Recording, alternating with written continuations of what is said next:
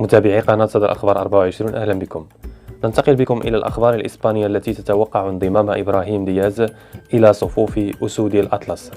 وفي تفاصيل هذا الخبر، أشارت العديد من المنابر الإعلامية الإسبانية أنه من المتوقع انضمام إبراهيم دياز إلى المنتخب الوطني المغربي، ويأتي هذا بعد زيارة اللاعب للمغرب ورواج أخبار عن عقد اجتماع سري بينه وبين ممثلي جامعة الكرة المغربية.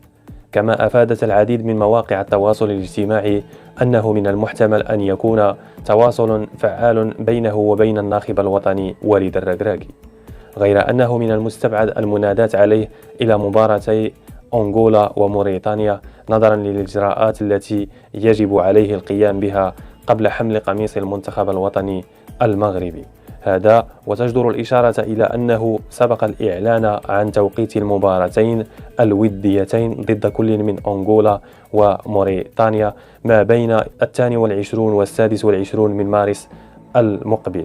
وأفادت مصادر مطلعة أنه في حال التحاق النجم إبراهيم دياز بمنتخب إسبانيا أو بمنتخب المغرب، فهذا لا يعني وجهته النهائية، لأنها مجرد مباراة ودية استعدادية لا أقل، فضلا عن أن اللاعب لم يعلن وجهته بعد بقدر ما هو مركزا على مسيرته مع الفريق الملكي ريال مدريد. في الختام، دع رأيك في التعليقات بخصوص هذا الموضوع.